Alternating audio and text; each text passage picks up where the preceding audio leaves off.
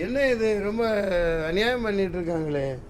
வேகமாக விஜயை கூப்பிட்டு சிஎம் ஆக்கி உட்கார வைப்பேன். நாட்டில் எந்த வேலையும் நடக்க மாட்டேங்குது.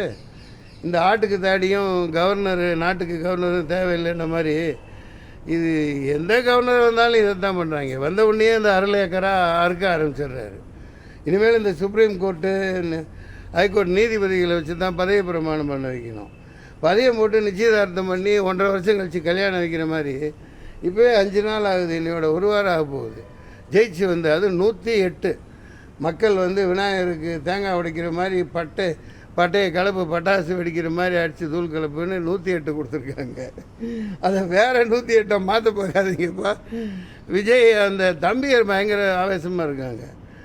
இப்போ இப்படியே பண்ணிங்கன்னா ஒரு பரோட்டா சூரி காமெடி மாதிரி இதெல்லாம் முடியாது, எல்லாம் அழிச்சிட்டு மறுபடியும் தேர்தல் வைனா டப்பா டான்ஸ் ஆடினோம். எல்லா கட்சிகளும் துண்டை காணான் துணியை காணான்னு அவ்வளோதான் செலவழிக்க முடியாது. 10 பைசா செலவழிக்காமல் எவ்வளோ பெரிய சாதனை பண்ணியிருக்கு. அப்படி இல்லை. அப்புறம் அந்த மத்திய அரசு இப்படி நாதாரிப்பத்தனமான வேலையை பண்ணிகிட்ருக்குது.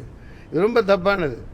மத்திய அரசு அங்கே வட மாநிலங்கள்லாம் இதே மாதிரி டுபாக்கூர் வேலை பண்ணி 50-60 பேர் ஜெயிச்சவங்களெல்லாம் முதல்வர் ஆக்கி விட்டு போட்டு 50 கோடி 100 கோடி 25 கோடின்னு வாங்கி தான் ஆட்சி அமைச்சாங்க. இது எல்லாத்துக்கும் தெரிஞ்ச விஷயம். அப்படி இருக்க சட்டப்படி நடங்க. நீங்கள் சட்டப்படி நடங்க. மெஜாரிட்டி இருக்குது. சட்டசபையை கூட்டு நிரூபிக்க போகிறார்.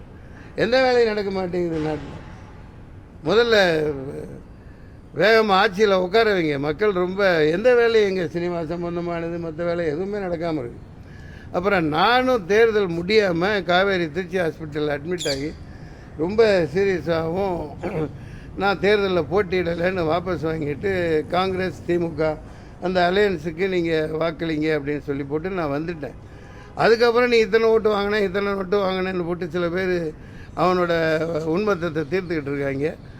அந்த நாதாரிகளுக்கெல்லாம் பேசணும்னு அவசியம் இல்லை. முதல்ல நாட்டில் கலகம் உண்டு பண்ணாதீங்க. கவர்னர் வேகமாக கூப்பிட்டு விஜய் சிஎம் ஆக்கிற வெளியே பாருங்கள். அப்புறம் பார்த்துக்கலாம். நன்றி, வணக்கம்.